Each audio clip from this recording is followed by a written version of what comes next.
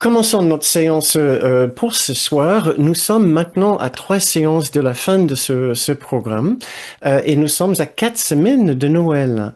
Donc, il va y avoir une certaine préparation, je pourrais dire, où cette période se prête à faire un genre de préparation pour cette fête, cet événement annuel de fin d'année qui est très symbolique et qui représente la venue de l'Esprit du Christ dans notre esprit dans la tradition d'une cour au miracle.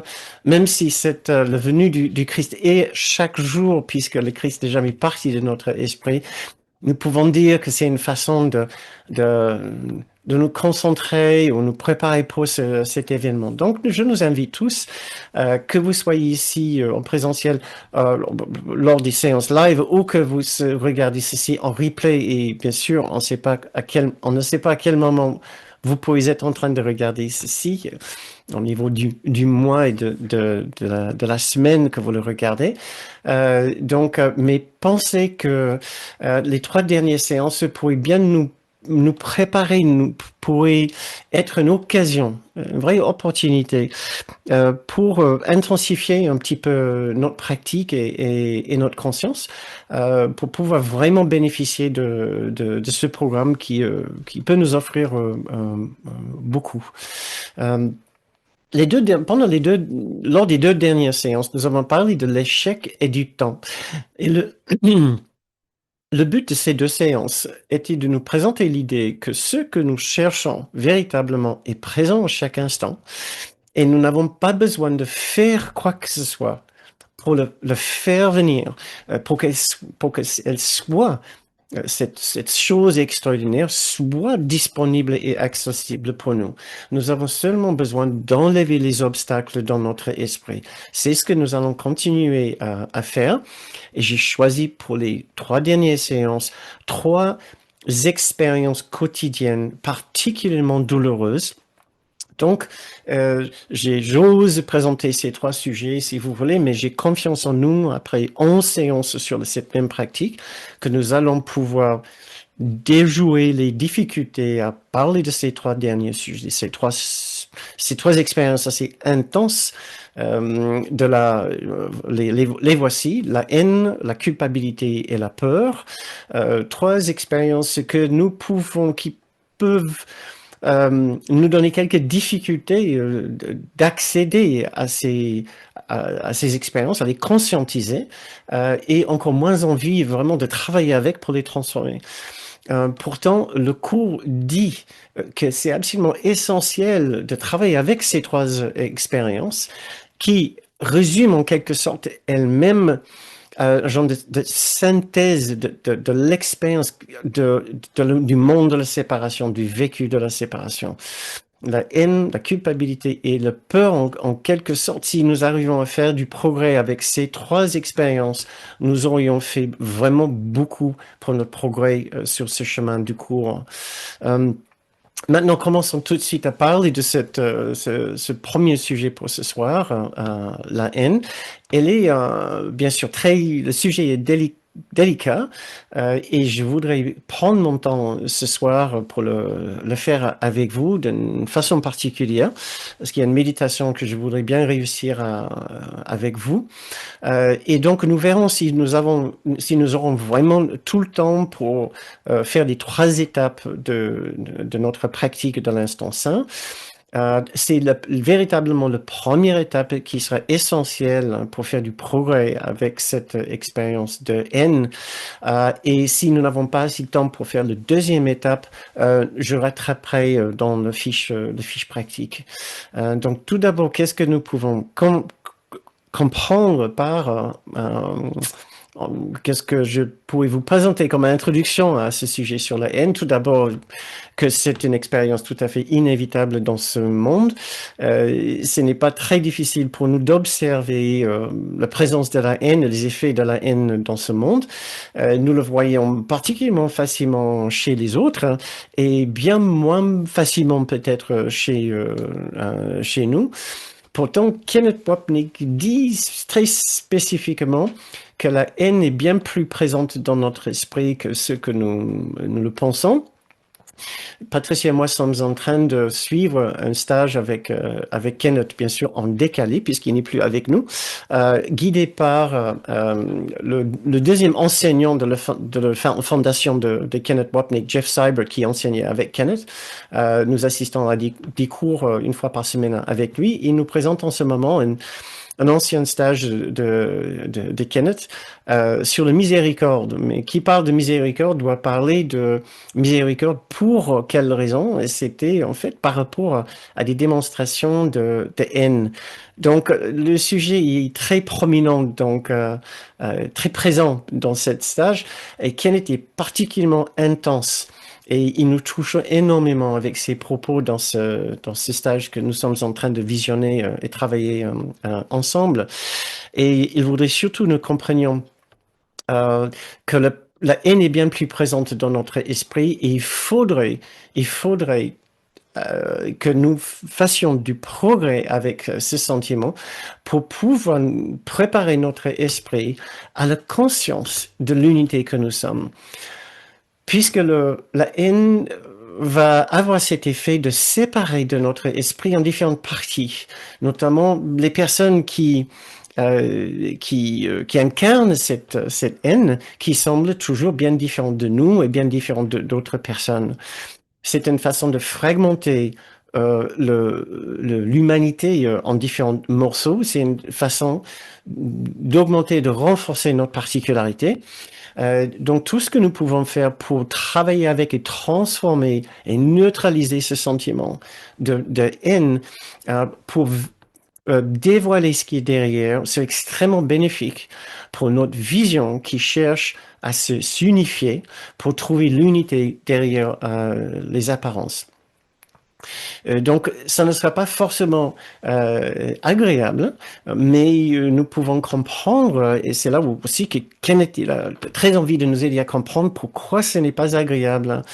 Euh, Ce n'est pas agréable, non pas vraiment à cause de la haine, mais à cause de notre rapport avec la haine. Notre difficulté maintenant, et ça c'est un peu un spoiler pour cette séance ce soir, euh, la difficulté avec la haine n'est pas véritablement avec la haine elle-même, c'est avec le fait que nous jugeons notre haine. Nous n'acceptons pas notre haine. Nous n'avons pas encore trouvé un rapport, une relation habile et sage avec notre haine. Et c'est ce que nous allons chercher à faire, à mettre en place ce soir. Ce n'est pas une question de faire disparaître la haine ce soir, c'est une question de trouver la manière par laquelle nous allons pouvoir le faire en, en trouvant la façon la plus thérapeutique et guérisseuse de voir notre haine, de la conscientiser et de savoir ce que nous pouvons et devons faire une fois que nous avons pris conscience de ce phénomène dans notre esprit qui est particulièrement désagréable et aussi particulièrement handicapant et délétère quand il s'agit d'essayer d'adopter cette vision de l'unité derrière les apparences d'une humanité fragmentée. Euh, voilà, mais même si c'est difficile et un peu inconfortable par moment, c'est évident que les gains seront absolument extraordinaires si seulement nous pouvons réduire ne serait-ce qu'un petit peu notre peur de notre haine. Cela va nous aider à voir les mensonges derrière la haine et réduire euh, notre peur, réduire notre peur que du fait d'avoir de la haine, nous pensons que Dieu ne pourrait jamais nous aimer. Donc, le fait de trouver du pardon nous-mêmes pour notre haine nous permet de voir la possibilité de l'amour de Dieu pour nous, que Dieu puisse nous aimer du fait d'avoir des pensées de haine. Euh, voilà, et les bienfaits de cette pratique sont littéralement incommensurables. Si nous arrivons à mettre en place cette nouvelle vision thérapeutique, cette nouvelle vision guérisseuse de notre condition intérieure. Euh, Très bien. Pour vous donner tout de suite une opportunité de participer et vous mettre dans le bain, j'ai envie de vous poser une question rapidement.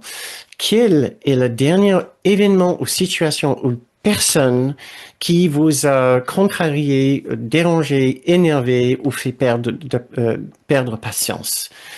Pour le mettre tout de suite dans l'optique de ce dont nous parlons ce soir, il y a sûrement quelque chose qui était symbolique pour vous d'une sortie en quelque sorte de votre esprit juste, de votre paix d'esprit.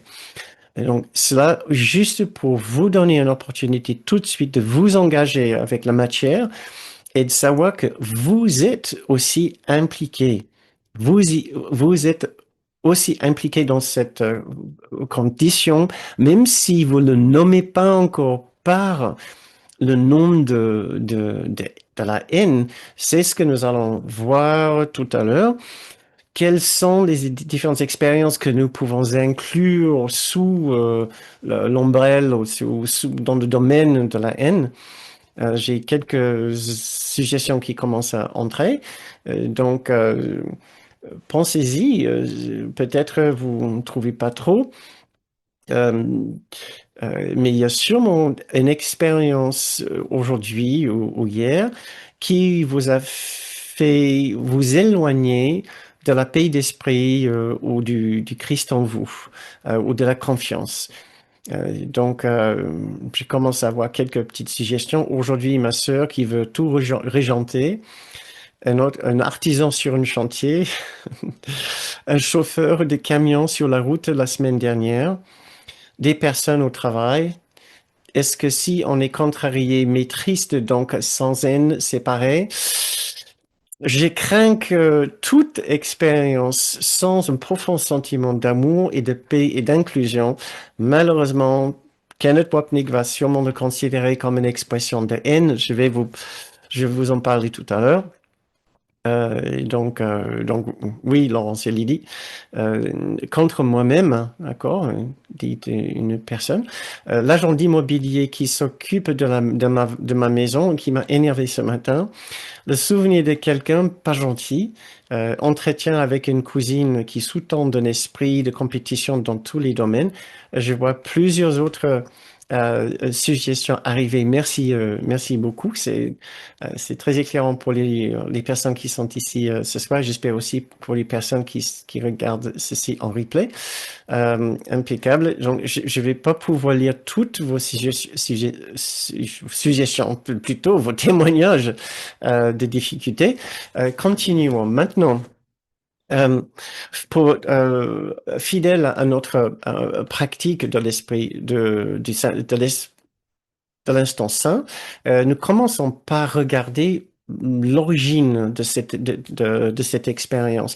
Et cette origine nous ramène toujours à la séparation. Tout d'abord, qu'est-ce que c'est la haine dont nous parlons? J'ai trouvé cette définition très simple sur Wikipédia sur Google. Sentiment, la haine est un sentiment violent qui pousse à vouloir du mal à quelqu'un et à se réjouir du mal qui lui arrive. Sentiment violent qui pousse à vouloir du mal à quelqu'un et à se réjouir du mal qui lui arrive. Si on y pense, c'est assez terrible. Et nous pouvons voir sans difficulté, si vous écoutez ponctuellement les infos de ce qui se passe dans le monde, que la haine est très présente dans ce monde, la haine est très présente dans l'esprit de l'homme. Euh, elle est, euh, elle est présente dans ce monde parce qu'elle est présente au fond de notre esprit collectif. Qu'est-ce qui s'est passé au début qui nous a rendus dans cet état? Pour cela, il faut qu'on retourne au début de la séparation, plutôt au début de l'unité, quand nous avons déclaré à Dieu que son amour ne suffisait pas et nous avons exigé autre chose, de la reconnaissance particulière, de l'amour, mais de l'amour particulier, ce qu'il ne pouvait pas donner. à ce moment-là, nous avons fait de Dieu un Dieu non aimant, ce qui était une façon d'attaquer l'intégrité de l'amour lui-même. Et voici le passage clé qui parle de cela dans la troisième section du paragraphe du chapitre 13. Tu étais en paix jusqu'à ce que tu demandes une faveur particulière. Et cette faveur, Dieu ne l'accorde point car la requête lui était étrangère et tu ne pouvais pas demander cela d'un père qui aime véritablement son fils. D'ailleurs, si ce n'était pas clair, la faveur particulière que nous avons demandé à Dieu était l'amour particulier, la reconnaissance particulière. Nous ne voulons plus, nous voulions plus être aimés comme une totalité, comme une unité, mais séparément et individuellement, et Dieu ne pouvait pas accorder ce souhait. Je finis de lire l'extrait. Par conséquent, tu en as fait un père non aimant. Et nous lisons dans le livre d'exercice ce petit passage. Le monde a été fait comme attaque contre Dieu. Il symbolise la peur. Et qu'est-ce que la peur sinon l'absence de l'amour? Et nous lisons plus dans les chapitres, cinquième section de chapitre 26. Et veux-tu que cet instant effrayant soit gardé, où le ciel semble disparaître, où Dieu fut craint et fait symbole de ta haine. Donc ces trois passages parlent de notre attaque contre Dieu et la transformation de Dieu en un symbole de haine. Et ce qui est essentiel ici, c'est de comprendre que le cours nous présente l'idée que la haine est présente dans l'esprit séparé dès le début. Il infuse, si nous ne faisons pas attention, il infuse et il colore tous nos choix et toutes nos décisions et toutes nos perceptions. C'est pour dire que nous avons tout intérêt à prendre conscience de sa dimension dans notre esprit. Euh, euh, Maintenant, du fait de l'intensité de cette haine dans notre esprit, elle est principalement niée. C'est pour cela que c'est parfois difficile pour certaines personnes de dire que j'ai conscience de cette haine, je le ressens dans ma vie. Quand elle devient particulièrement euh, virulente dans notre esprit, elle déborde, mais la façon de déborder est assez particulière. Ça déborde par une bonne projection. C'est-à-dire, nous trouvons de la haine, mais pas en nous, nous le trouvons chez les autres. Et ça suit la logique dont notre cher Dr. Freud parlait quand il disait que tout ce qui est refoulé sera projeté. Ce que nous ne supportons pas de voir, nous le refoulons, mais à un moment, ça sort. Mais au lieu que nous le conscientisons en nous, nous l'observons chez les autres. Nous pensons que le problème soit chez les autres. Et tout le but du cours est de nous aider à conscientiser ce que c'est notre condition de fond pour le transformer, pour le gérer, pour le guérir là où c'est en nous. Et c'est là où ce n'est pas forcément toujours le plus agréable. Maintenant, pourquoi, vous pouvez poser la question, pourquoi est-ce que nous parlons autant de haine? C'est parce que, selon nos cours, il n'y a que deux émotions. Nous lisons tout d'abord, je vais vous lire une sélection de trois petits extraits qui nous aident à comprendre cette façon extrêmement binaire de voir l'esprit de l'homme. Un passage du chapitre 13, après du chapitre 29 et après du 31. J'ai dit que tu n'avais que deux émotions, l'amour et la peur. Donc là, il n'y a pas encore le rapprochement avec la haine. Mais après, il dit, la peur et la haine ne peuvent jamais être séparées. Et pour finir, tu peux regarder avec amour ou regarder avec haine, et il n'y a que ces deux choix. Selon que tu as fait le simple choix de te joindre à ce que tu vois ou de rester à part et séparé. Maintenant, que nous avons établi que la haine fait partie indissociable de l'esprit. C'est pareil. Et ça vient d'une condition bien, bien, bien antérieure. Maintenant que nous avons établi qu'il y a deux émotions ici dans notre esprit, que haine et amour, nous pouvons commencer à faire du progrès. Kenneth nous dit d'ailleurs que chaque pensée, chaque réaction, chaque sentiment qui n'est pas purement aimant dans une démarche d'inclusion et d'appréciation et de vouloir voir une qualité chez l'autre, chez l'objet, dans la situation, est une expression de haine. Donc nous pouvons inclure dans la haine chaque petite absence de tendresse et chaque petit instant de présence, d'impatience, d'énervement, euh, de frustration ou de jugement quelconque, même un tout petit jugement, surtout les moqueries, quand on se moque soi-disant gentiment de notre personne. Donc ça commence à être un petit peu moins confortable si nous y pensons vraiment. Ça peut être particulièrement inconfortable, mais ça peut aussi être extrêmement salutaire en même temps. Maintenant, nous pouvons commencer à savoir où, où est le problème et ce que nous pouvons en faire. Le problème est en nous et dans notre esprit, dans une condition de fond que nous avons acceptée il y a bien longtemps, mais que nous continuons à entretenir parce que nous n'avons pas encore voulu nous asseoir pour voir exactement ce que nous sommes en train de faire, à avoir intégré une condition que nous n'avons pas voulu conscientiser et que nous avons continué à déguiser en le projetant sur d'autres personnes ou en le ressentant envers nous-mêmes, mais sans le résoudre, en étant un peu complaisant avec notre propre haine envers nous-mêmes. Et ce qui est terrible dans cette affaire, c'est que tout cela est particulièrement inutile, simplement parce que le problème de départ de la séparation n'existe pas. Dieu ne nous a jamais jugés, il n'a jamais vu la couleur d'une séparation quelconque, il ne nous condamne pas, et ce monde qui semble incarner la haine n'a jamais véritablement eu lieu non plus. Mais nous en discuterons un petit peu davantage plus tard. Mais sachant d'abord, donc, dans cette phase de préparation pour ces exercices maintenant, que la haine est une expérience absolument inévitable dans ce monde. Et chacun intègre une certaine mesure de haine dans son psyché. Il l'exprime de façon différente, peut-être, mais il est impossible de venir ici, sur Terre, sans haine et sans expression de haine, sans ressenti de haine.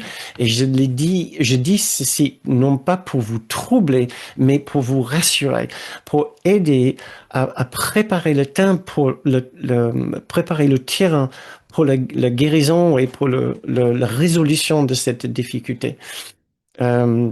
Je trouve que c'est juste extrêmement important d'abord d'accepter cette possibilité, d'accepter cette condition de fond, ce qui sera absolument essentiel pour faire maintenant, pour mettre en œuvre notre pratique de l'instant saint, là où nous allons commencer avec la première étape. Comme je vous ai dit tout à l'heure, je pense que c'est cette étape-ci qui est vraiment la plus importante. Souvenez-vous que dans cette étape, nous permettons vraiment de prendre la pleine mesure de telle ou telle émotion ou expérience difficile dans notre esprit. Et cela d'une façon particulière, c'est sans jugement et sans peur. Nous avons regardé déjà indignité, blessure, contrariété. Ce soir, nous allons poser notre regard de la même façon, très tendre, sans jugement et sans peur, sur la haine en nous. Et ainsi, nous allons commencer le processus de changer de tout au tout notre rapport à notre haine pour pouvoir l'accueillir, pour pouvoir l'embrasser, pour pouvoir faire de la place pour notre haine Ce qui ne veut pas dire être complaisant avec notre haine. Mais écoutez-moi, ceci, tant que nous continuons à avoir une mauvaise réaction face à notre haine, tant que nous jugeons notre haine, tant que nous avons peur de notre haine, nous allons continuer à donner une réalité à cette haine qu'elle n'a pas, et elle ne sera pas résolue. Elle ne sera pas intégrée dans les démarches d'unité. C'est pour cela que nous faisons ces exercices euh, pour permettre à tous que nous avons refoulé et nié et refusé de voir, d'être accueillis et d'être résolus dans un genre de rencontre avec la sagesse en nous, ce qui est la sagesse de notre grande soi. Euh, voilà, très bien. Donc maintenant, nous allons faire tout d'abord quelques exercices pour un peu mieux conscientiser notre expérience de haine, si vous me permettez bien. Et par la suite, nous allons faire une belle méditation de conscience et de guérison et de résolution. Alors, ma première petite question pour vous, j'ai trois petites questions. Quelle situation provoque régulièrement de l'énervement en vous? Là, tout à l'heure, vous nous avez parlé d'une situation spécifique récente qui a tendance à faire cela. Mais en vous observant, est-ce que vous constatez certains domaines dans votre vie où l'amour est souvent absent? Ça peut être en regardant les infos, ou dans une telle ou telle relation, ou une situation au travail. Bien sûr, ce n'est pas la totalité de votre vie où vous remarquez une absence de tendresse et d'amour. Mais peut-être il y a certains domaines ou certaines activités particulières ou certaines relations particulières, vous constatez plus ou moins facilement une vraie absence d'amour. Selon notre définition de tout à l'heure, toute absence d'amour reflète un aspect de haine. Donc, ne nous voilons pas le fait qu'il y a des grands pans de notre vie où l'amour est absent. Quand nous parlons d'amour, nous parlons d'un désir, d'un sentiment de vouloir inclure ou comprendre une situation différemment, comprendre les autres différemment, trouver de l'appréciation pour une telle situation, trouver de la patience, de mettre nos besoins sur un arrière-plan. Tout ça, c'est dans une démarche d'amour selon le cours. Donc, je vois, il y a peut-être quelques suggestions qui commencent à entrer. Euh,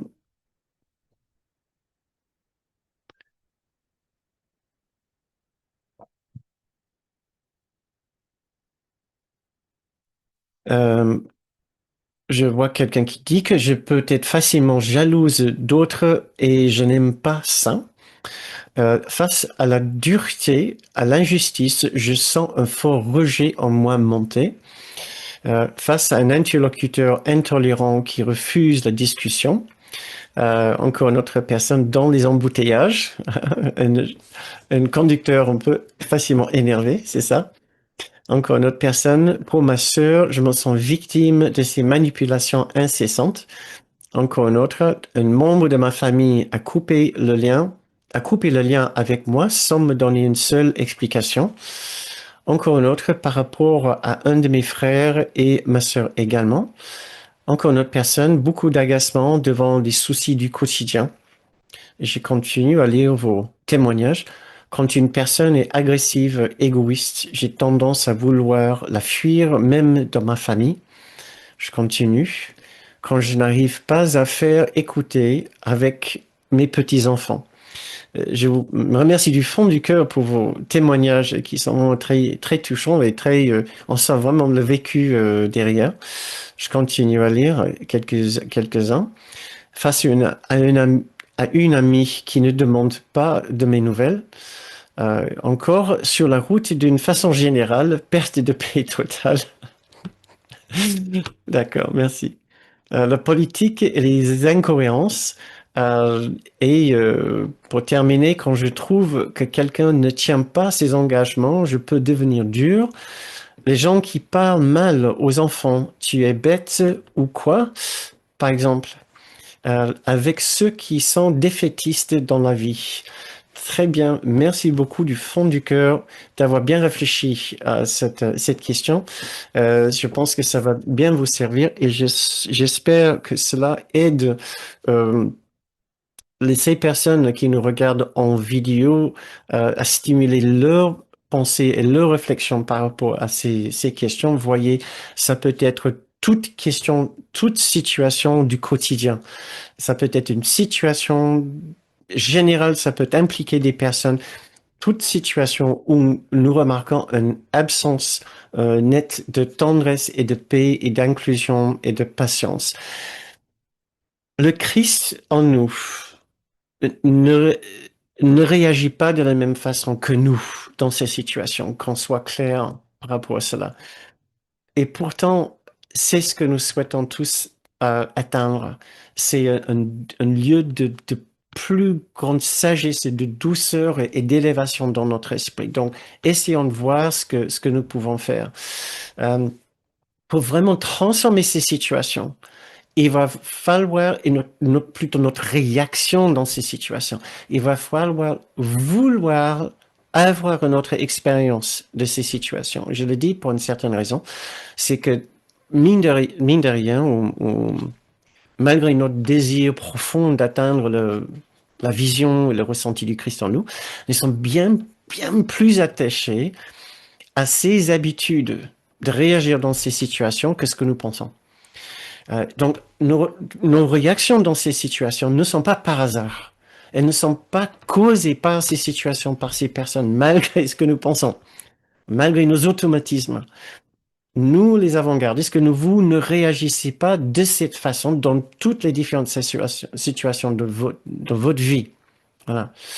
Euh, il y a quelque chose qui est genre de prédilection en nous pour réagir à ces situations de cette façon. Et il faut certainement pas que nous ressentions le moindre culpabilité. C'est juste une information qui nous aide à savoir que sur notre plan, il se passe quelque chose qui m'attire, une genre d'inertie qui me fait continuer à avoir ces réactions dans ces situations. Continuons avec nos petites questions.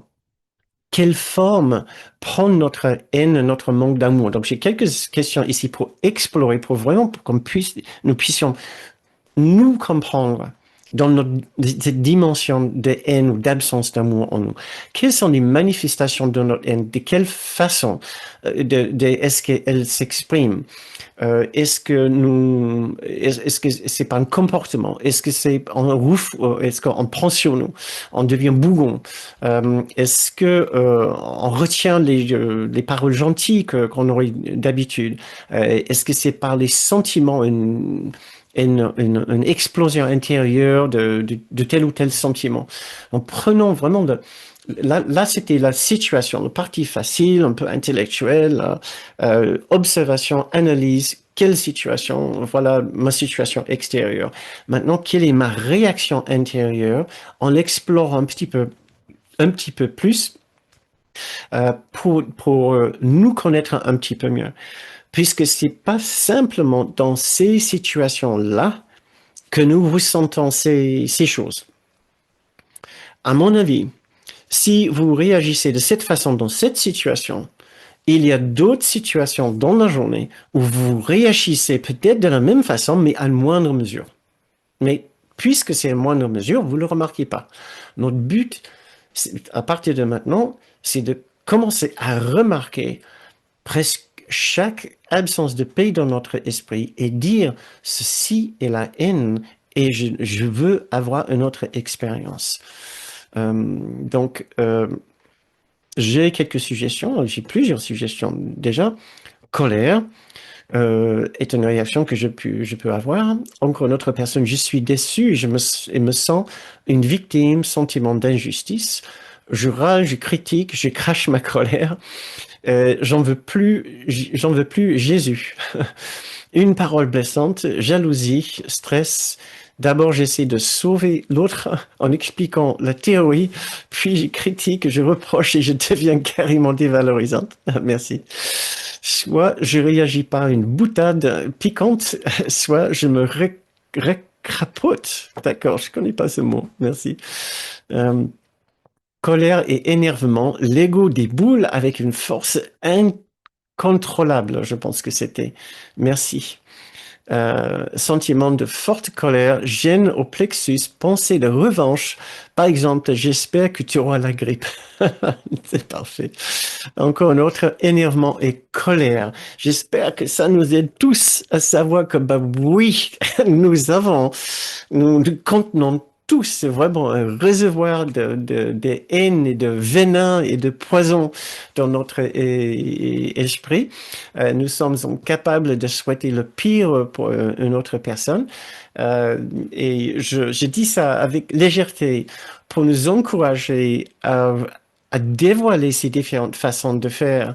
Mais vous savez bien que tout cela n'est foncièrement pas agréable et n'est pas vraiment ce que nous souhaitons. Et comme on a entendu Ellen et Bill dire au début, les écrivains du cours, il doit avoir une autre façon, il doit avoir une autre voix. C'est ce que nous voulons aussi entendre derrière. Mais c'est parfait, c'est exactement ce que Kenneth a voulu qu'on fasse quand il nous a provoqué pendant ces derniers stages en nous disant que nous ne soupçonnons pas toute la mesure la dimension de la haine dans notre esprit. Donc, merci beaucoup. J'espère que ces suggestions, ces témoignages aident ces personnes qui regardent ceci en replay, vous aident à aussi conscientiser, devenir plus conscient de ce qui peut être votre expérience, votre manifestation de haine dans votre esprit. C'est parfait. Donc, euh, j'avais une petite question ici. Je peux pas l'emmener très loin malheureusement parce qu'on n'aura pas le temps. Euh, Est-ce que cette expérience est agréable ou désagréable? Est-ce que l'expérience de la haine, de la jalousie, de la tristesse, de la colère, de l'énervement, est-ce que c'est agréable ou désagréable? Maintenant, vous auriez peut-être tendance tout de suite à dire, bah, désagréable, forcément. Mhm. Vous devez sentir un piège. Ah, et une personne qui dit ça peut défouler. Très bien. Commence à être plus proche du but. Donc, j'ai plusieurs désagréables avec un point d'interrogation. Euh, Ça peut se retourner contre moi. Perte d'énergie, désagréable. Ah, je pense que c'est Colette qui dit, je soupçonne un petit bénéfice secondaire ici quelque part. Encore une autre personne. Oh, j'ai plein de désagréables sur le fil de chat. Parce que j'ai vu, sur le moment, je me sens hyper sûr de moi et que j'ai raison. Puis je suis triste car ça coupe la relation. Le contre-coup est désagréable a posteriori. Voilà, très bien. Allez, encore une fois, cette fois-ci, ça libère peut-être. Désagréable absence de paix. Bon. Oui, bien sûr, il y a un aspect particulièrement désagréable. Et oui, bien sûr, il y a un aspect vraiment agréable. Sinon, franchement, on ne le ferait pas. S'il y avait aucun bénéfice secondaire, sur aucun plan, on ne le ferait pas. Parce que ça prend de l'énergie. Et ça puise et ça épuise à force de faire comme ça. Ce que nous devons savoir, c'est que la raison pour laquelle nous nous engageons dans ce comportement, c'est qu'il n'y a rien de mieux dans le monde de la séparation pour renforcer le sentiment d'être un esprit séparé et particulier que de se mettre en colère, que de ressentir de la haine. C'est le point de départ de la séparation, c'est la façon dont la séparation continue dans notre esprit. Et il ne faut pas sous-estimer le bénéfice secondaire de l'énervement, de l'impatience, de chaque petit brin d'absence d'amour en nous, dans notre esprit. Souvenons-nous et gardons ceci bien, bien clairement dans notre esprit. L'amour n'est pas particulier, mais universel et unifié. La haine est spécifique et particulière. Donc, si nous voulons avoir une expérience de notre soi avec son récit, son histoire personnelle, ses intérêts, ses besoins, etc., nous allons nous conduire naturellement plus vers l'énervement et la haine qui renforcent la différence entre deux personnes et renforcent mon histoire personnelle aux dépens des histoires de d'autres personnes. Souvenons-nous qu'il y a une partie de nous qui veut bien plus d'amour, mais qui ne veut pas l'amour de Jésus, du Saint-Esprit de Dieu, puisque c'est un amour universel dans lequel notre particularité n'a pas de place. Donc oui, pour devoir accéder à un esprit, notre dimension de notre esprit, où nous allons agir et réagir différemment, nous allons devoir abandonner une partie de notre histoire personnelle pour avoir une histoire universelle. Et c'est là où le bas blesse, c'est là où nous allons caler. Et nous n'allons pas baisser nos défenses et chercher à transformer cela pour pouvoir voir autre chose dans la situation. Dans la deuxième étape de la pratique pour ce soir, que je crains je n'aurai pas le temps de faire, j'allais vous présenter les différentes interprétations que nous pouvons appliquer à ces différentes situations qui ouvrent la voie vers l'esprit juste. Je vais devoir faire ça dans la fiche pratique pour bien passer du temps sur cette étape, la première étape. Mais n'ayez pas peur, pour celles et ceux qui sont sur notre liste d'envoi pour la fiche pratique, vous allez recevoir cela. Et c'est très bénéfique de connaître les erreurs dans nos pensées qui nous mènent à avoir ces réactions. Mais tout d'abord, si nous pouvons nous entraîner déjà à avoir du courage pour conscientiser, comme vous venez de faire, c'est parfait. Maintenant, un grand scoop que je trouve euh, absolument essentiel à comprendre ici. La haine ne nous appartient pas. Cette haine est la haine de l'ego. Et c'est là une première démarche de guérison ici. C'est de commencer à nous désidentifier de l'expérience de la haine et dire oui, c'est une expérience de haine, c'est une pensée de haine, mais je ne suis pas cette pensée de haine, cette expérience de haine. Écoutez ce que nous lisons ici, tout d'abord, dans la clarification des termes. Cela était l'ego, en parlant à la fin du rêve de la séparation. Il n'est pas élogieux ici par rapport à l'ego, je vous dis d'avance. Toute la haine cruelle, le besoin de vengeance et les cris de douleur, la peur de mourir, la soif de tuer, l'illusion sans frère et le soi qui semblait seul dans tout l'univers. Cette erreur terrible à ton sujet, le miracle le corrige aussi doucement qu'une mère aimante chante pour endormir son enfant. Mais son image de l'ego n'est vraiment pas jolie. Toute la haine cruelle, le besoin de vengeance et les cris de douleur.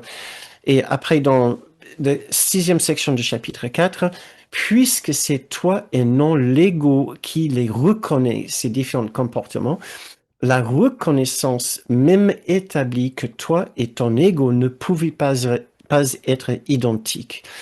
Donc, dans le premier extrait, il parle de ce qu'est l'ego, qui ressemble beaucoup à ce que vous venez de dire ici dans le fil de chat, dans vos témoignages.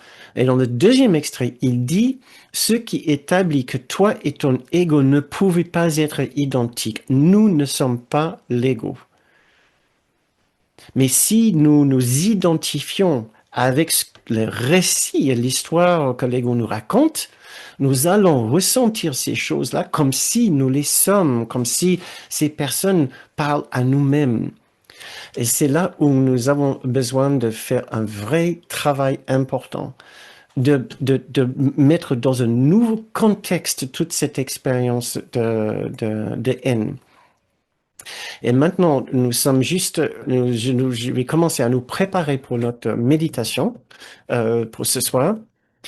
Nous voulons changer notre rapport à notre haine pour savoir que nous n'avons plus besoin de craindre notre haine ou de juger. C'est ce qui est essentiel. Nous devons savoir que nous ne sommes pas cette haine, même si nous ressentons d'une façon extrêmement, vraiment viscérale. Euh, je vais faire une suggestion. Euh, j'ai envie que nous trouvions le moyen de devenir amis avec notre haine. Je vais même dire que c'est essentiel. Parce que tant que nous considérons la haine comme un obstacle ou comme un ennemi, comme un adversaire, nous allons lui donner une réalité qu'elle n'a pas. Et ça peut être dur de faire ami avec notre haine simplement parce que nous n'avons pas encore trouvé le moyen de nous pardonner notre haine et nous jugeons pour notre haine. Mais c'est ce que nous allons essayer de faire maintenant dans cette méditation. Juste la dernière préparation pour cette méditation. Kenneth nous a donné une information que je trouvais absolument clé dans cette dernière, dans le stage que nous sommes en train de travailler ensemble. Il a dit que la haine est bien plus puissante que ce que nous pensons. Il a dit, mais n'oubliez jamais que la haine est juste un voile qui recouvre l'amour en vous. N'oubliez jamais que la haine est simplement un voile qui recouvre l'amour en vous. Et ne nous portons jamais trop sur la haine en nous, qui va à la fin disparaître, dissiper et disparaître. Voici ce que nous pouvons lire, un extrait du cours qui va nous aider à regarder au-dedans. La leçon 309, je ne craindrai pas de regarder au-dedans aujourd'hui.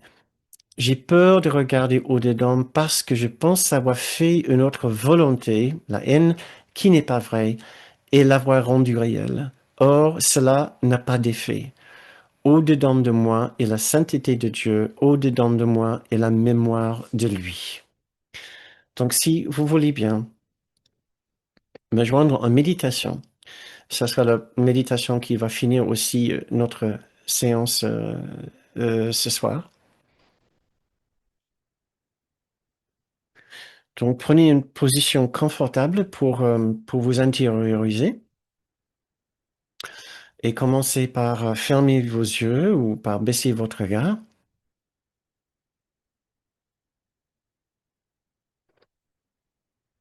Je vous invite à prendre 2 grands inspires et de suivre votre souffle sur l'expire tout doucement.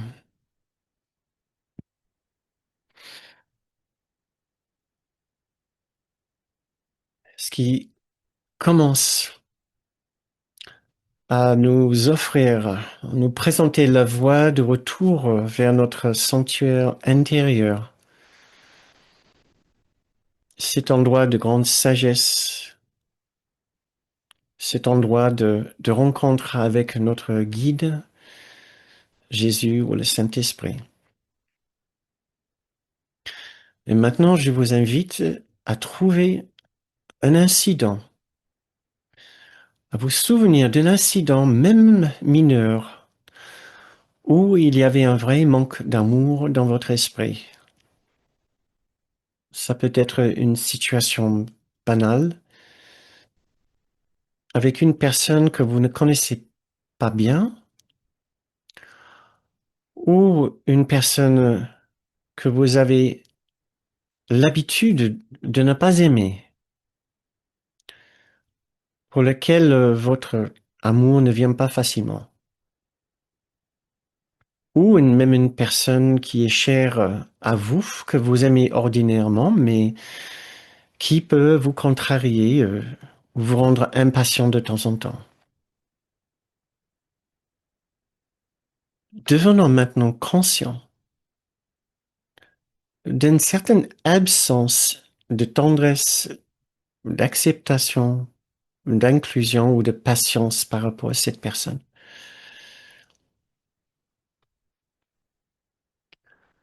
Comprenons bien, cette expérience que nous sommes en train d'avoir n'est pas de l'amour. Donc, nous pouvons conclure sans difficulté et sans jugement que c'est une expression de haine.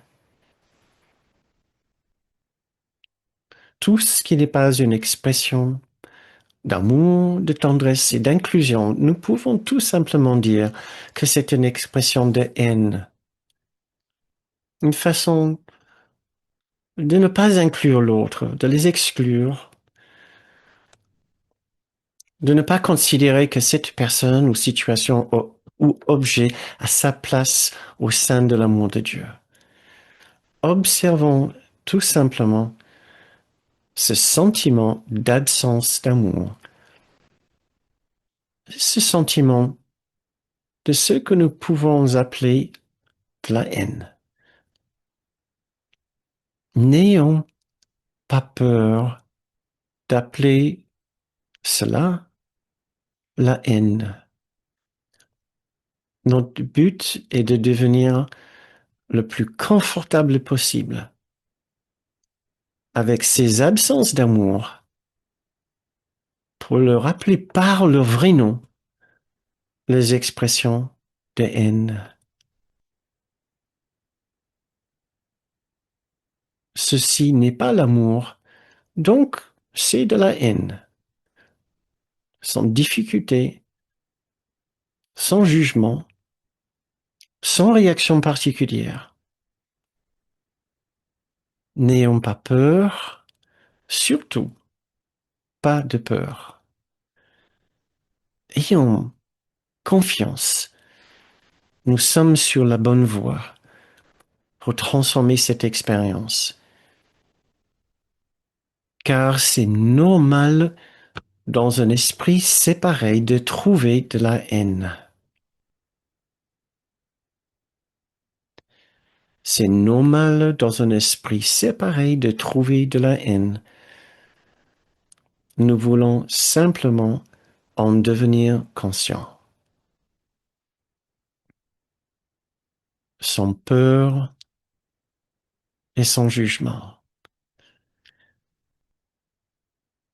Si vous avez assez exploré cette situation, vous pouvez tourner votre attention vers une autre situation d'absence d'amour pour voir là aussi une autre absence d'amour et donc une autre expression de haine. Sans vous juger, sans avoir peur et sans nier ce que nous ressentons véritablement. Notre but est d'ouvrir notre conscience de la présence de l'amour. Ce que nous pouvons faire uniquement si nous identifions d'abord la présence de la haine qui cherche à la recouvrir.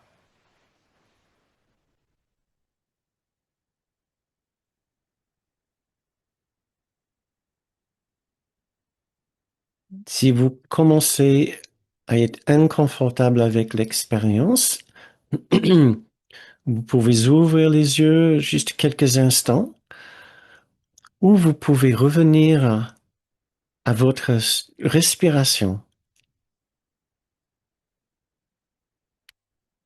Portez votre attention sur le mouvement de l'air dans vos poumons, le temps que votre esprit se calme et retrouve la confiance.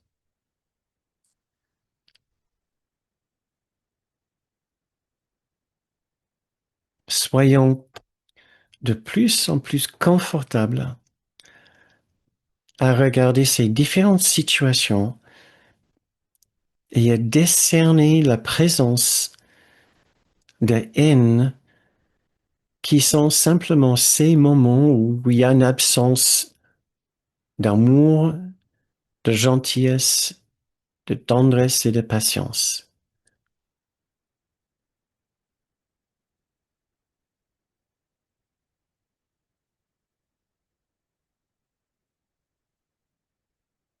Nous pouvons maintenant comprendre que cette haine, cette absence d'amour, n'est pas ce que nous sommes. C'est juste une expérience dans notre esprit qui appartient à l'ego. Ce n'est pas notre haine, mais la haine de l'ego. Cette expérience, cette haine n'est pas ce que nous sommes. Nous ne sommes pas cette haine.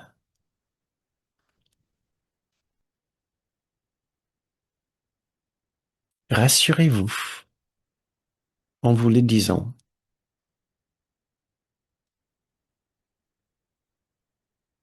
Je ne suis pas cette haine qui est juste une dimension dans l'esprit de l'ego.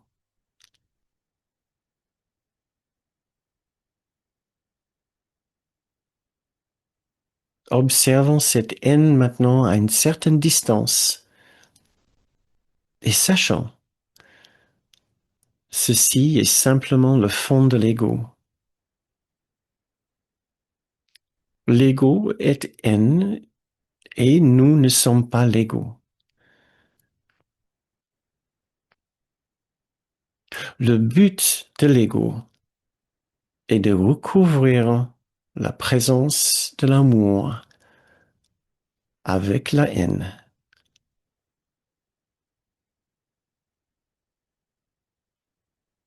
Maintenant, plus confortable avec la présence de ce que nous pouvons appeler la haine dans notre esprit.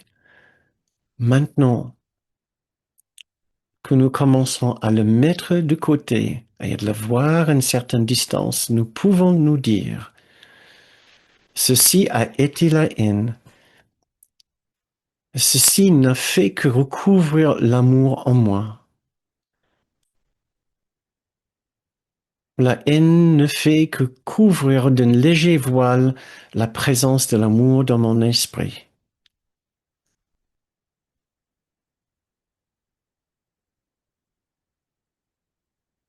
La séparation n'a jamais eu lieu et la haine n'est pas réelle.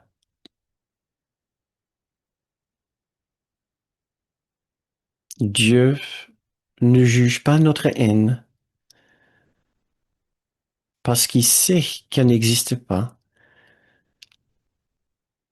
Dieu sait que nous n'avons jamais vraiment voulu lui faire du mal. Dieu sait que notre haine n'a jamais eu de conséquences.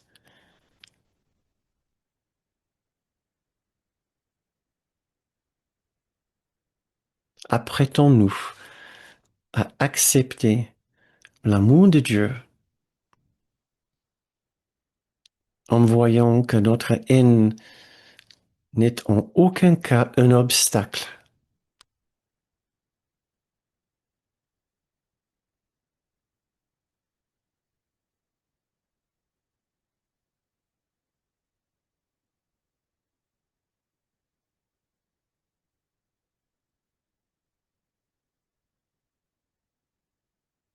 Ouvrons-nous à la possibilité que nous puissions avoir des expériences de haine sans que ça change quoi que ce soit au niveau de l'amour de Dieu, au niveau de l'amour, notre amour pour nous-mêmes. Acceptons la fin de la puissance de la haine dans notre esprit. Regardons au-delà vers l'amour qui est là, qui a toujours été là.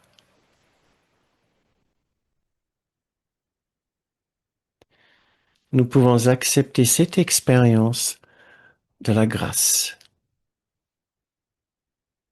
Le moment quand nous acceptons l'amour de Dieu malgré toutes les erreurs que nous pensons avoir faites. Et voici, pour finir cette méditation, un passage de la leçon 169.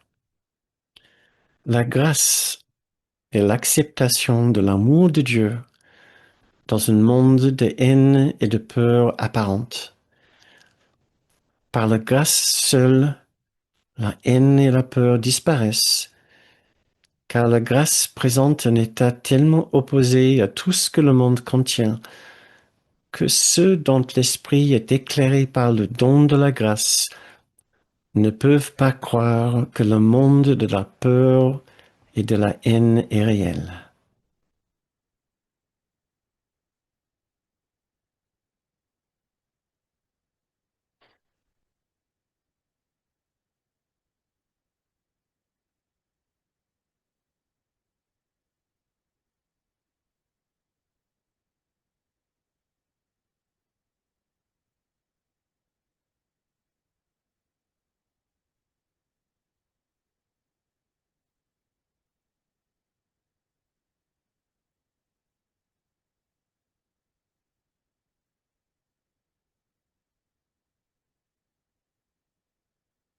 Eh bien,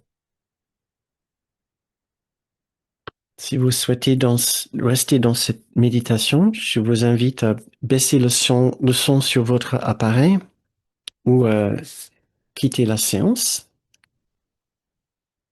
Pour celles et ceux qui souhaitent continuer la séance avec nous, je vous invite à ouvrir les yeux quand vous vous sentez prêt.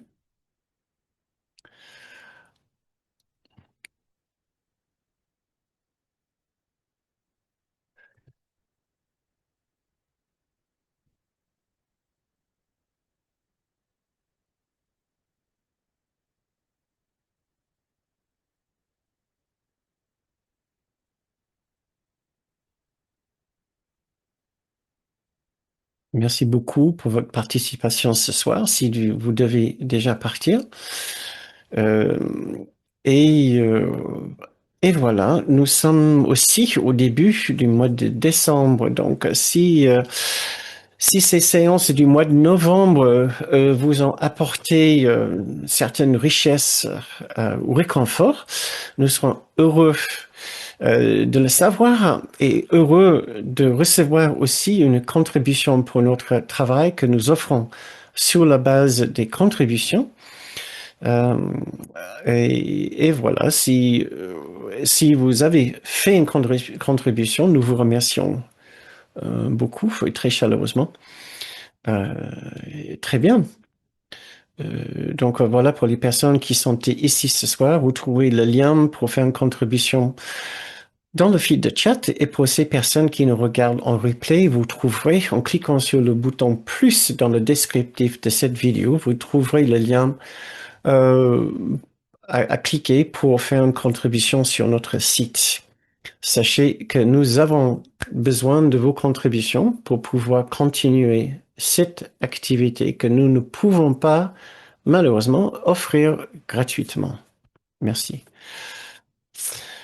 Très bien, donc ouvrons maintenant la deuxième partie de notre séance.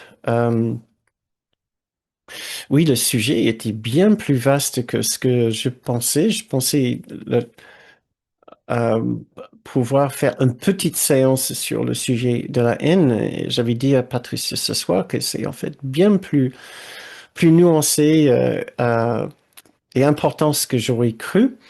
Et donc, il y a plein de différentes choses très intéressantes que j'aurais aimé faire avec vous ce soir, mais j'ai préféré rester sur l'essentiel.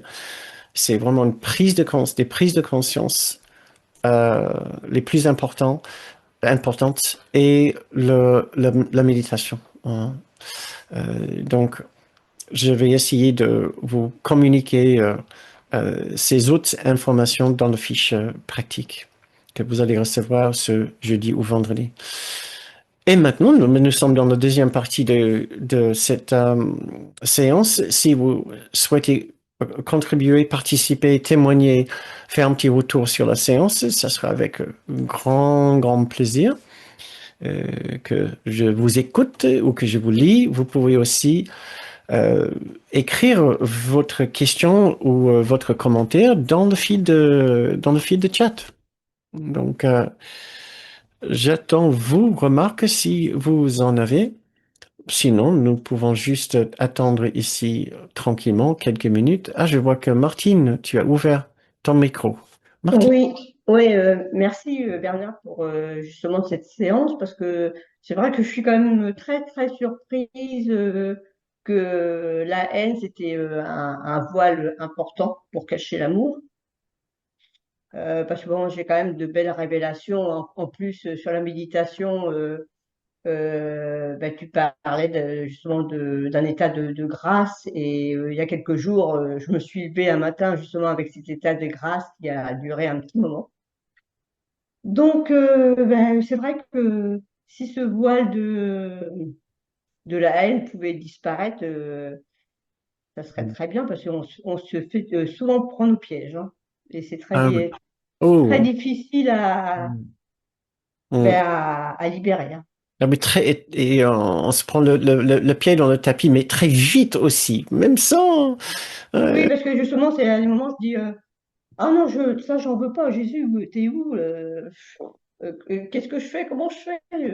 Et j'en ouais. veux pas, en fait. Je veux pas tomber dans le piège. Et parce que bon, je veux, je veux que de l'amour de l'Esprit Saint. Alors donc, Faut pas qu'on sous-estime notre difficulté d'accepter cet état d'amour. En fait, cette conscience d'amour, puisqu'en fait, c'est une conscience n'est pas la nôtre, qui n'est pas le.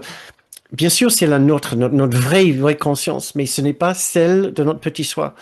Donc, il y a une certaine absence de quelque chose dans la conscience de l'amour, ouais, de conscience aimante de Jésus, de notre grande soi.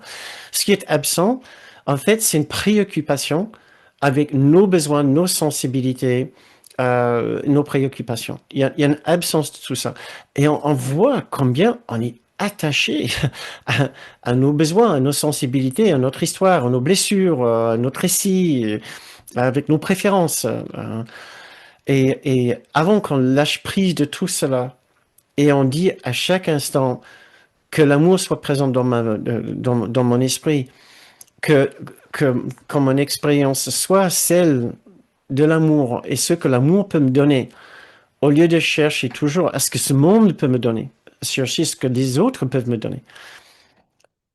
On n'y est pas encore, mais en faisant ces exercices, on peut y venir plus près. On peut s'approcher de cette conscience, de cette autre conscience en nous, où on a moins besoin de nos besoins, en fait. On a moins besoin de cela.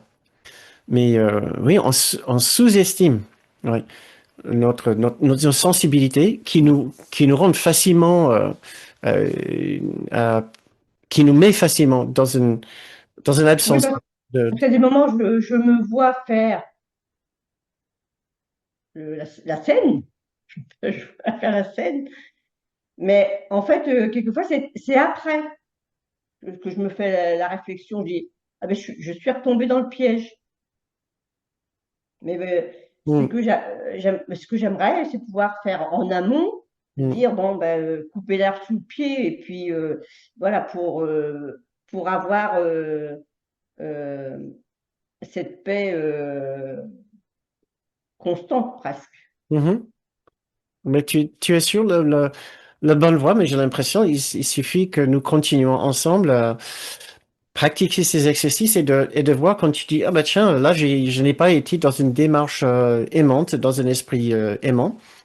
Euh, et à savoir, ok, très bien, je suis retombé dans le piège de mes besoins, de mes sensibilités. Ça s'appelle pas l'amour. Ce n'est pas une péché. Je n'ai pas besoin de me condamner. C'est juste une autre expression de ma peur de l'amour et je n'ai pas besoin d'avoir peur de l'amour. Euh, cette frustration, cet énervement est là purement pour cacher la présence de l'amour dans mon esprit. Oui, parce que je sais qu'elle est là, puisque j'ai quand même de belles révélations sur plein de choses. Et, mais mais c'est voilà, c'est c'est pas constant. Voilà. Hmm. Ok, Martine. Merci, merci pour ta contribution. Euh, je vois que Véronique nous a écrit. À l'école maternelle, j'ai reçu un coup de pied dans le tibia sans raison apparente. Je n'ai pas eu le sentiment d'avoir projeté une quelconque haine. Était-ce le besoin de partager ce que l'autre vit? Je comprends pas très bien la dernière question. Peut-être il manque quelque chose, mais euh, il se peut bien que nous connaissons des moments où quelqu'un s'emporte envers nous, démontre vraiment une réaction de haine, nous fait vraiment quelque chose d'assez vache. Ah oui, je vois, Véronique, que tu avais branché ton micro. Je ne sais pas si tu veux Oui, continuer. Oui, oui, je sais pas comment l'expliquer clairement, oui, mais en fait, j'avais pas l'impression de projeter de la haine. Donc, je oui. me suis dit, est-ce que c'est parce que, en fait, c'est le besoin de se frotter un peu avec les autres pour vivre finalement, connaître le monde, en fait. Euh, euh, je pense qu'il y a bien des moments où nous basculons automatiquement dans l'esprit juste et nous ne voyons aucune raison de nous emporter, de, de nous comporter d'une façon manquant de gentillesse envers les autres. On peut aussi très facilement basculer, aussi vite que nous pouvons basculer vers l'esprit faux, vers l'ego, nous pouvons aussi basculer vers le calme de l'esprit juste qui dit, ne t'inquiète pas, tout va bien, tu n'as aucune raison de prendre ça mal. L'autre personne, et c'est la deuxième partie, l'étape 2, c'était là où j'allais nous aider à expliquer, réexpliquer, réinterpréter ces situations qui nous conduisent facilement vers une réaction de haine, de manquant d'amour. Et cette explication est basée sur cette simple idée que quand quelqu'un se comporte d'une façon pas gentille avec nous, euh, cela ne devrait pas susciter en nous un quelconque manque de gentillesse si nous arrivons à l'expliquer différemment, à dire il n'est pas gentil, oui, mais il n'est pas gentil parce que il est confus, il a peur euh, euh, et il est souffrant. Il est confus, il est peur, il est souffrant à cause de la séparation. Il s'est levé du mauvais côté du lit. Euh, Cet enfant s'est levé du mauvais côté du lit. Et pour on ne sait pas quelle raison, des fois, on ne tombe pas automatiquement dans les démarches de critiquer ou de prendre personnellement ce que l'autre personne nous a fait, nous a dit. Peut-être vous aussi ce soir, vous avez eu une expérience comme ça, où quelqu'un vous a fait quelque chose d'assez vache, et vous êtes surprise à ne pas réagir mal, à ne pas réagir vivement avec une réaction de euh, manquant de gentillesse. Peut-être, mais Véronique, donc j'essaie de comprendre, est-ce que besoin de partager ce que l'autre vit? J'ai l'impression que je n'ai pas répondu à ton interrogation. Oui, parce que quand on est à l'école maternelle, on est assez un peu comme une page vierge. Et des fois, il y a des choses qui viennent à nous sans qu'on ait le sentiment d'avoir projeté ça, en fait, à l'extérieur. Mais ça nous vient quand même, donc il faut aussi apprendre à accepter ce genre de choses, quoi. Ah, ce n'était pas forcément. Si cette personne vous a donné un coup de pied dans le tibia, ce n'est pas forcément une projection de votre part. Vous savez, les personnes qui viennent ici sur Terre sont très confuses. Et donc, sans on provoque les autres, ils peuvent décider pour aucune, soi-disant, bonne raison de s'emporter contre nous, de se comporter d'une façon vraiment manquant de gentillesse. Ça arrive dans ce monde sans que ça soit notre projection. Euh, et donc à ce moment-là, nous avons un choix, et même les enfants, ils font automatiquement ce choix. Ils peuvent choisir la présence de la bienveillance ou la présence de l'ego. Et on le voit, des fois, les enfants sont juste gentils envers les autres qui prennent leurs jouets ou qui les traînent, qui les traitent pas gentiment. Ça peut arriver, mais des fois, bien sûr, les enfants, comme des enfants, ils crient, ils hurlent, ils prennent mal.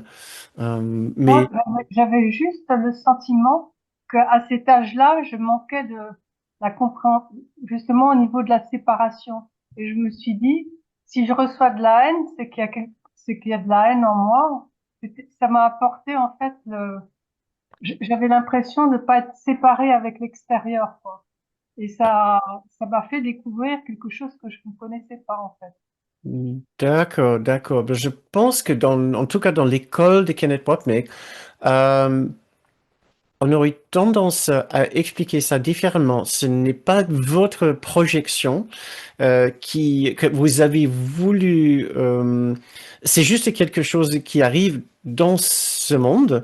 Euh, on- si vous voulez, on provoque toutes sortes d'expériences ici pour savoir que nous vivons dans un monde séparé qui ne va pas forcément gentiment nous traiter. Euh, on peut dire ça. Il y a une certaine vision du cours qui dit que je vais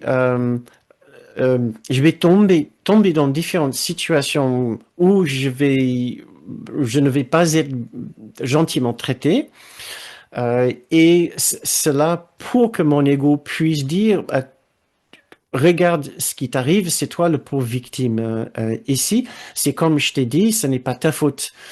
Euh, il y a tout à fait des situations comme cela que nous provoquons, que nous pouvons provoquer, ou dans lesquelles nous pouvons nous trouver. Il y a d'autres situations où il faut spécifiquement s'empêcher ou s'abstenir de trouver cette conclusion. Euh, Surtout, par exemple, la personne qui tombe dans une embuscade, une femme qui se fait violer, un homme qui se fait tabasser. Il ne faut pas que la personne commence à se culpabiliser en disant que j'ai dû avoir voulu que cela m'arrive. Il faut certainement pas dans cette piège ce piège qui est un piège des étudiants qui étudient certains courants de la spiritualité. Nous nous décourageons fortement à suivre cette logique-là dans l'école de Ken Wapnick sur un courant miracle. Donc, si jamais vous avez gardé avec vous une pensée toute votre vie que vous avez dû avoir voulu qu'on vous traite de cette façon méchante, vous pouvez peut-être commencer à changer cette interprétation maintenant et savoir que non, c'est juste des choses qui nous arrivent ici, que les gens, pour aucune raison valable que nous pouvons trouver, décident de porter leur colère contre nous. Ouais. Oui, merci. Il fallait conscientiser, en fait. Oui, oui, c'est vrai. Merci beaucoup, Bernard. Merci Véronique. Merci. Je ne sais pas s'il y a d'autres. Ah oui, je vois une question ici. Euh, Bonsoir à tous. Une question, si possible. Est-ce possible qu'au sujet d'un événement traumatique d'enfance, comme des abus, on puisse ne pas sentir de la colère, développer plutôt euh, pardon, j'ai un problème avec l'écran. Bon, une intense peur de répétition d'agression. Est-ce de la colère refoulée et serait-il nécessaire de traverser une colère avant de pouvoir pardonner, à votre avis, dans un cas de ce type? En cas d'abus, on puisse ne pas sentir de la colère, développer plutôt une intense peur de répétition d'agression. Euh, Si on ne ressent pas de la... C'est mon avis. Il vaut mieux en parler probablement avec un thérapeute ou un psychologue vraiment affirmé. Ma perception sera si on ne ressent pas de la colère, mais par la suite on ressent une intense peur de répétition d'agression, il y a quand même il y a eu un vrai traumatisme, même si le traumatisme ne s'exprime pas par la colère. Il y a d'autres façons aussi de ressentir, de réagir intérieurement à un tel abus. Le colère est extrêmement difficile à conscientiser, puisqu'il y a des interdictions. Surtout dans certaines familles, il y a des vraies interdictions d'exprimer et de même conscientiser la colère. Donc cela ne veut pas dire que la colère n'est pas là, mais qu'il n'y a pas eu assez de permission de la part de la personne, de place. Il y a trop de peur et trop d'autocritique et de jugement pour permettre l'expression, la conscientisation de cette colère. Une intense peur de répétition d'agression. Est-ce que la colère est refoulée et serait-il nécessaire de traverser une colère avant de pouvoir pardonner? À mon avis, il y aura probablement de la colère refoulée. Serait-il nécessaire de traverser la colère? Dans un cours miracle, on n'estime pas que c'est nécessaire forcément de le revivre entièrement. Je dis pas, c'est pas forcément nécessaire. Ça peut être extrêmement bénéfique pour certaines personnes. Et je l'encourage, si jamais la personne pense que ça sera bénéfique, mais avec la guidance d'un thérapeute accompli qui peut vous guider. Et parce que c'est pas juste une question de ressentir une colère débridée, c'est de conscientiser d'une certaine façon contrôlée. Parce que sinon, ça risque de replonger la personne dans le souvenir traumatique. Donc, ce qu'il faut essayer d'éviter. Donc, ça peut être nécessaire, mais surtout moi j'estime que ça peut être très bénéfique de faire, parce que si la colère n'a pas été exprimée, c'est parce que la personne a peur de la colère. Ça peut pas être bénéfique. Pour moi, personne doit savoir qu'elle a entièrement le droit de ressentir la colère avant de pouvoir le transformer par la suite et de savoir que le colère peut être vu et interprété de différentes façons thérapeutiques. Mais il ne faut pas aller trop vite vers ces façons thérapeutiques de regarder la colère. Par exemple, le cours dit 2 fois, la colère n'est pas justifiée. Cela ne veut pas dire qu'il ne faut pas ressentir la colère. Il faut d'abord le ressentir pour apprendre ce qu'il y a à apprendre avec, et surtout pour apprendre à la personne qu'il n'y a rien de mal. On ne sera pas jugé et condamné si on ressent la colère. Sinon, on continue toute sa vie à avoir peur de la colère, ce qui est le reflet de notre peur de la colère de Dieu. Et le fait qu'on pense que Dieu est en colère contre nous du fait de notre colère contre lui. Ouais, ça, c'est l'enfant et la parent qui joue ce joute de colère. Et l'enfant est terrorisé par rapport à cela. Rien de cela n'existe en réalité avec Dieu. Mais il faut conscientiser ce jeu parfois pour le traverser. Ça a été nécessaire de traverser une colère avant de pouvoir pardonner à votre vie. Le pardon peut venir bien plus tard. Le pardon peut venir absolument automatiquement quand la personne a traversé en douceur cette expérience traumatisante. Le pardon vient quand la personne ne voit plus l'intérêt de souffrir de cet événement et a envie de voir l'autre personne différemment. Mais on ne peut pas voir l'autre personne différemment tant qu'il y a cette colère, cette peur. Puisque on est en train de mémoriser le comportement de cette personne d'une façon particulière qui va nous empêcher de trouver la paix. Le pardon n'est jamais forcé.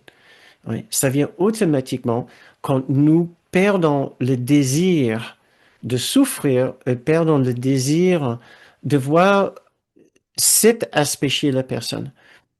Quand nous avons une envie de voir pourquoi la personne a pu faire telle ou telle chose et voir sur notre plan. Je veux dire, pas parce que la personne avait envie de me faire mal. Oui, je veux pas rester avec ça.